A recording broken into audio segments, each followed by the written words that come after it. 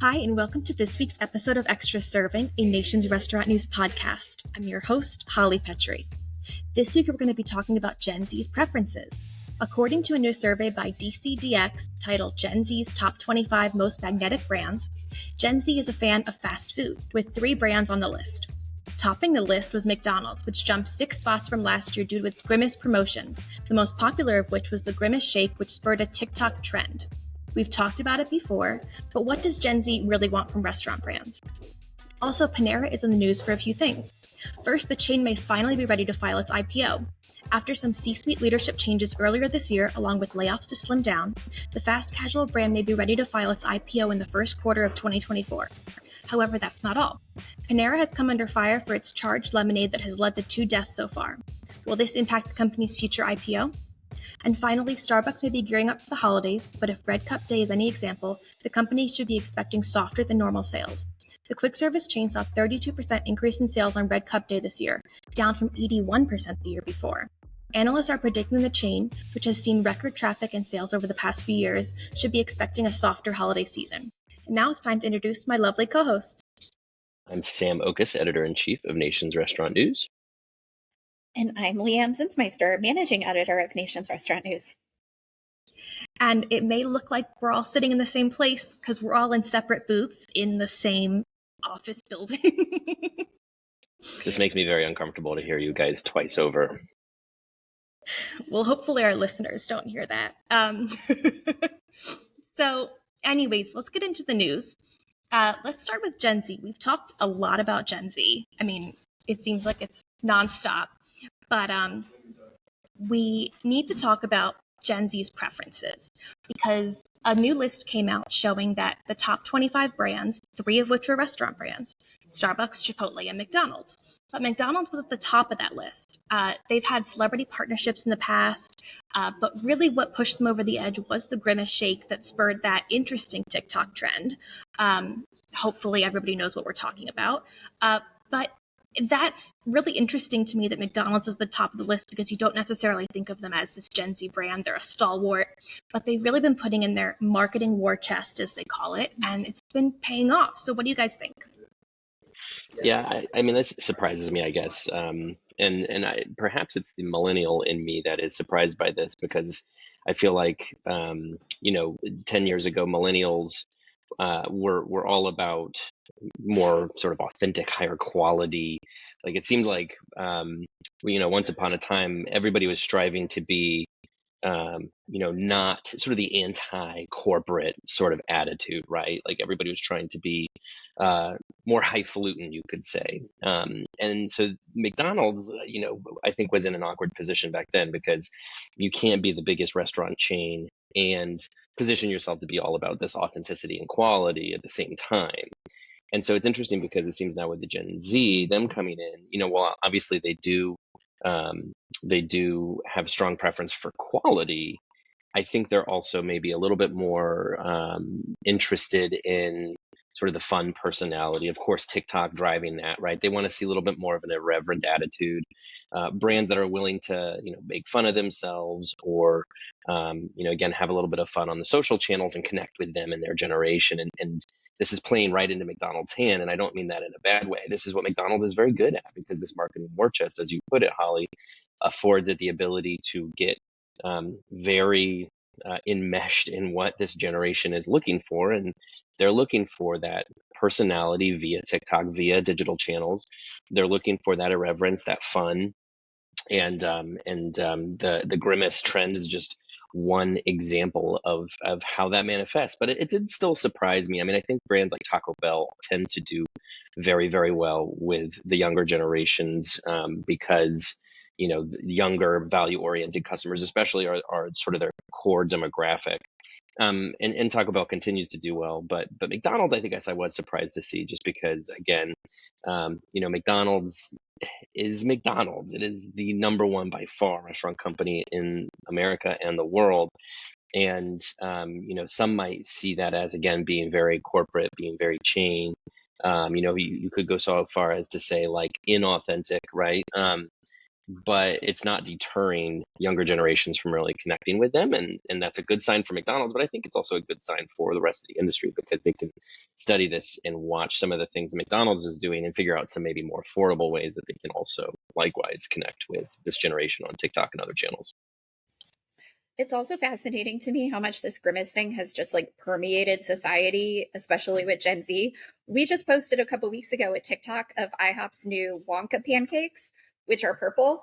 I don't know why they're purple. I don't know how they're purple, but they're purple. And you would not believe the number of comments we have that say, oh my God, they're like grimace pancakes from IHOP. So like it's just, hey guys, like put out a purple menu item right now and the kids still think it has to do with grimace. Now I don't know if that says more or less about how they think of McDonald's, because maybe they just think grimace is a generic restaurant character now, but he's fully permeated society. I really think the grimace thing was a peak of what McDonald's has been doing for the last few years. I mean, Travis Scott, I think that was 2020 when they started working with him. And it just feels like since then, everything has been hyper focused on Gen Z. Every time they come out with a new celebrity collaboration, I have less and less of an idea of who this person is. But the stories on our website perform better and better because these people are apparently getting more famous as I know less about them, which also makes me feel like a very old millennial, which I am. We won't get into the conversations we had this week about the word of the year.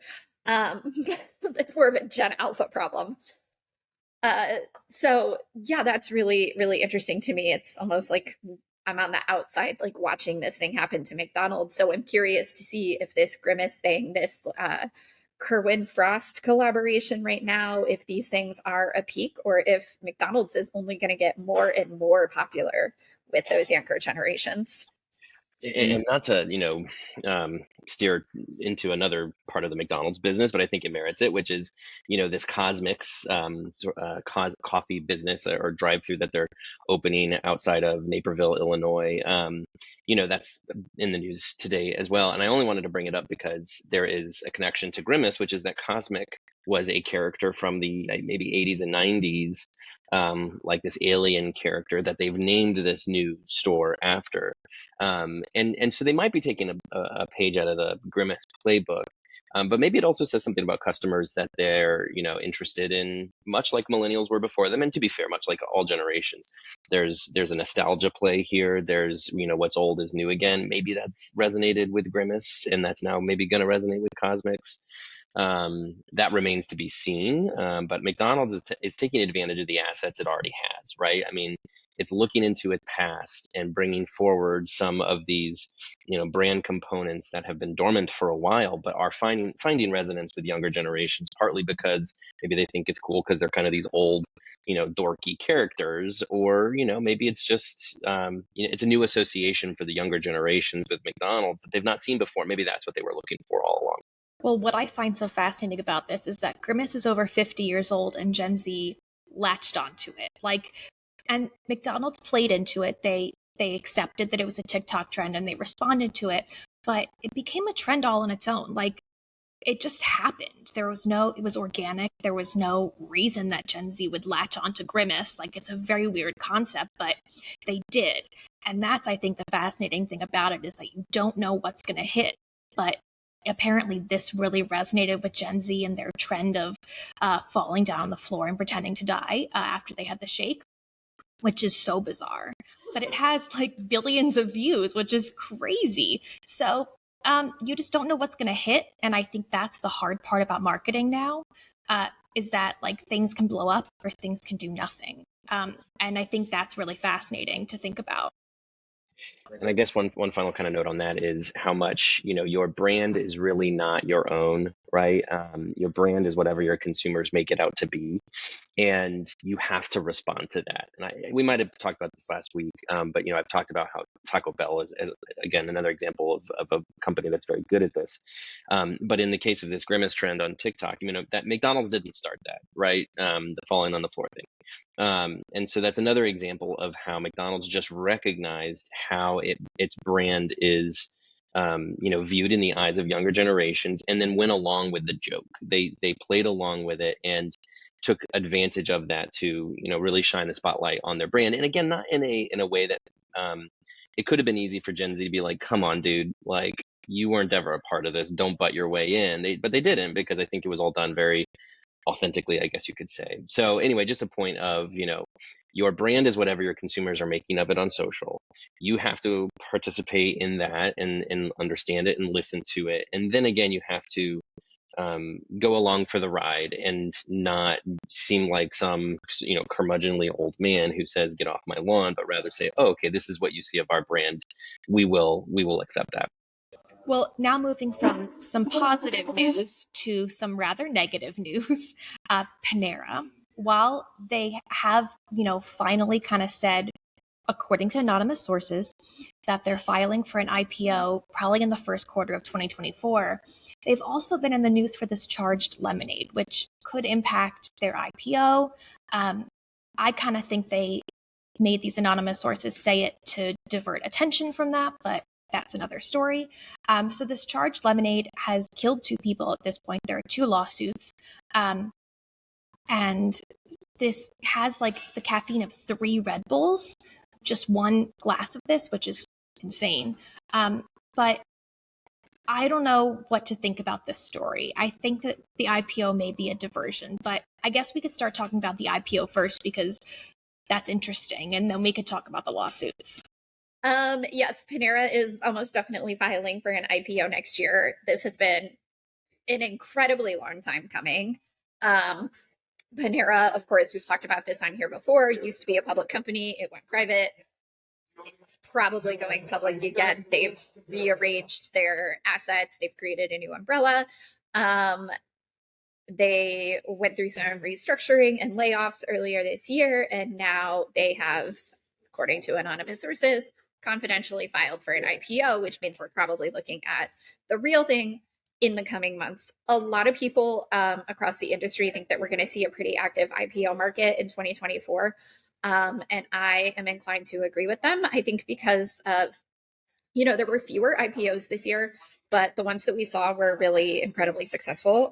Kava being the very obvious example has just seen wild success since it filed 6 months ago. And so I think Panera will be one of several companies, perhaps the biggest company in the restaurant space going public in 2024. And yeah, they're making moves towards that. Yeah, I mean, I couldn't possibly then pretend to say that this is exactly why this news is breaking about Panera potentially going public. But stranger things have happened with restaurants marketing campaigns. And so, yes, look, I mean, Panera has an unfortunate position in the marketplace right now of having 2 customers die after drinking their beverages. Now, look, to me, this strikes me as being a little different than, for example, the Jack in the Box E. coli of 1990, whatever, where, 4 people died from eating Jack in the Box food, right? That was sort of has become very much sort of like a textbook how to, navigate through like a food safety crisis. Like this is a little different, where, certainly customers who are drinking these products are aware of, what kind of caffeine is in these products. Now, I think, of course, now Panera is being a lot more intentional about the information they're sharing, and there are warnings. And the unfortunate nature of it is maybe sometimes I don't know all the details about the 2 people who sadly passed, but you never know the health makeup of a customer's body and what they're going to react to, right? I mean, I think anybody drinking energy drinks anywhere should be aware of the caffeine levels in them and whether or not that's good for you. You should probably consult a doctor, as crazy as it sounds. So anyway, yes, I this is not something where it's oversight from Panera. This is just a sad case of, a product gone astray and, a couple of customers who unfortunately lost their lives because of it. Now, you do still have to do crisis management. You still do have to leverage the tools in front of you to get through this crisis, certainly this PR crisis. and spreading rumors potentially of an IPO could be one of them. I can't say for sure whether or not it is. But yes, Panera needs to move quickly past this, because especially if they do file for their IPO, something like this is not going to be good for them in that process.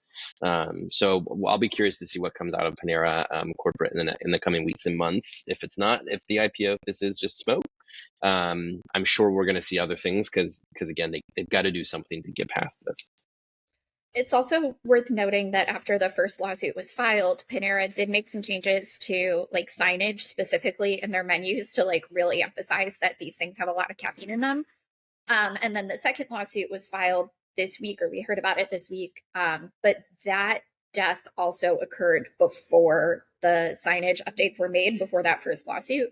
So the timeline is a little like zigzaggy here. But obviously from a public relations perspective, like Sam is spot on.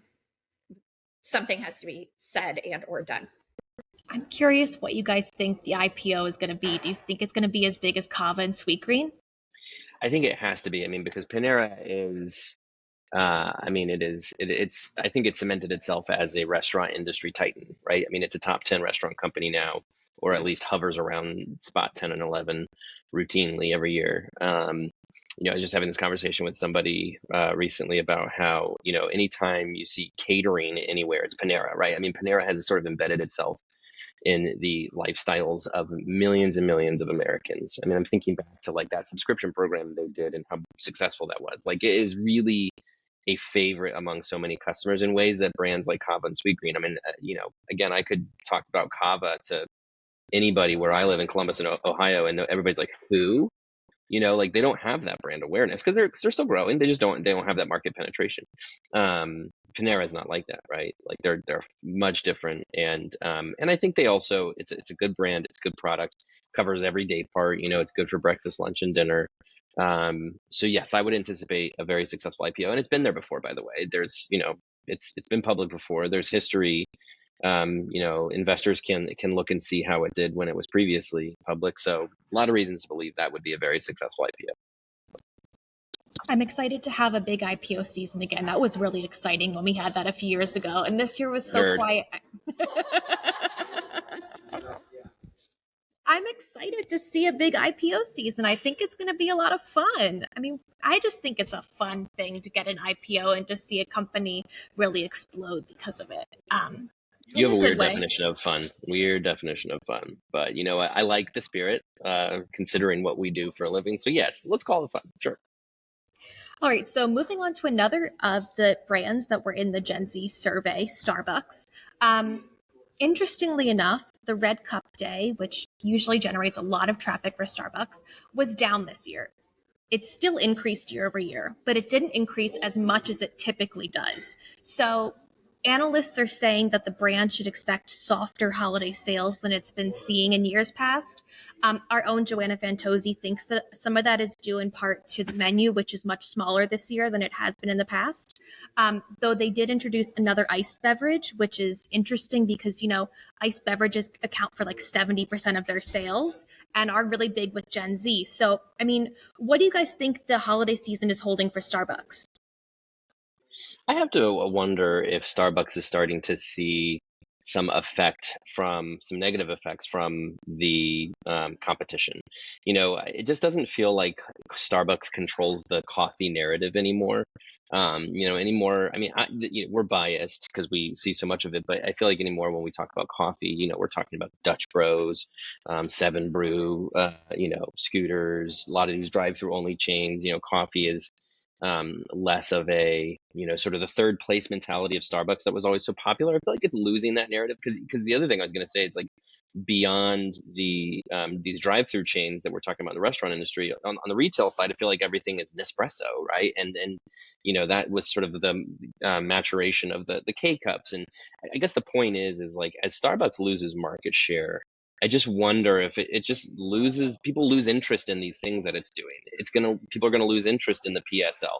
They're gonna lose interest in the Red Cup Day. They're gonna lose interest in, some of the things that were always such smash successes, because people are just taking their business elsewhere and they just don't care about it anymore. Maybe I'm wrong, but it just seems to me like there's no reason Starbucks should be doing poorly as far as like market trends, right? Coffee is not less popular. It's Starbucks is, not had any kind of crises of its own that would lead to poor sales. It's simply a matter of the competitive set, a matter of the market, what customers are doing for their coffee choices. They're either making a coffee at home or they're swinging into some of these new competitors out there, which is, by the way, obviously very good thing. And that's no knock on Starbucks. That just means that the free market is working and people have choices, and it will inherently, make the coffee industry get better because everybody will have to in order to be able to compete. It's funny you said there's no reason Starbucks should be doing poorly, which I'm putting in quotes, because I was sitting here thinking that there are actually any number of reasons I can think of why these numbers are a little soft this year. In addition to what Sam just said about the competitive space, which I agree is a great thing, traffic is down industry wide. As Holly said, there are fewer holiday drinks on Starbucks menu this year. I also want to say last year was the year that one of the Starbucks drinks went, I don't know if viral's the right term, but it was sold out everywhere. Everybody wanted it. And so I feel like that sort of like scarcity mindset like brought a lot more people to Starbucks than usual last year. There were also ongoing protests of Starbucks and boycotts for a variety of reasons. And I don't think any one of those things would be enough to drive this sort of softening of Starbucks holiday numbers. But I do think that all together as a whole, like, I'm not surprised to see this. Now, of course, all of this is with a grain of salt because traffic or sales were still up like 31% that on Red Cup Day. Like, that's the only reason we're talking about this with any sort of negativity is because last year it was up like 80%. Like, if any other brand pulled this off in a one-day promotion, we'd be talking about what a great job they did and how other brands can replicate it. So yeah, but I'm curious to see going forward, next year, will there be more drinks on the menu? Will one of them be designed to go viral as much as you can control that kind of thing, which we all know you can't? If the economy is in a different place, will traffic rise naturally? I mean, there are lots of questions here. But I do think there are a variety of factors driving what's happening at Starbucks right now. I find it interesting in light of the fact that they've been hitting these record revenue numbers, these record sales. They saw traffic growth last quarter when everybody else was seeing traffic decline. I don't know, I'm puzzled by this because they're seeing these positive numbers and it seems like people, despite the market competition, are still interested in Starbucks. Like, it's a Gen Z choice. I just feel like people are still really into Starbucks despite what's been going on. So I wonder if like maybe there's just more people drinking coffee now that there's all this business, because Dutch Bros is seeing incredible sales as well. So like, I wonder if the market for coffee is just huge. Yeah, I mean that's the big fat yes, right? Like that, it's the most popular beverage in the world after water. Holly, I think you yourself recently wrote that it's something like 90+ percentage of Americans drink it every day. I might be getting that wrong. But the other thing is though, is like, remember, Starbucks has like 16,000 locations. Dutch Bros has 800. It's just that you just can't compare them still. I mean, purely the presence of a Starbucks on every corner of America helps keep it very competitive and help to really control the market. And a lot of this reminds me of like, maybe a little different, but years ago when the Better Burger segment came up, and everybody was calling them McDonald's killers. Nobody's going to kill McDonald's. They were and will be and are just fine. And it's the same with Starbucks. Nobody's going to be a Starbucks killer. They're just going to steal a few occasions that would have otherwise gone to Starbucks, and it's going to go somewhere else. So again, none of this is to say, oh, people don't like Starbucks anymore. No, it's more just that, well, people are spreading their coffee business around because there are more options. And look, I'm going to go out there and say, I'm not a Starbucks guy. It's just that, the darker roast that they feature is not totally jiving with my palate. And that's going to be true of a lot of people, right? So again, the market's just opening up a little bit. I'm drinking homemade coffee right now, so I'm clearly not a Starbucks customer either, despite the fact that it's literally in the bottom of our office building. You have to walk by it to get in. So I don't know. I guess I'm not Gen Z. which I'm not, but just confirming that I'm not. We knew that. You don't get to be Gen Z in spirit. If only. I wish. All right, so what's going on with you guys? Do you have anything else to say before I let you off the hook? I don't like listening to you talk and then a millisecond later hear you through my headphones. So this is the last time we record in our office. Also, I'm happy to be in New York. Happy holidays. Thanks, guys, for joining me. Thanks, Thanks, Holly. Holly.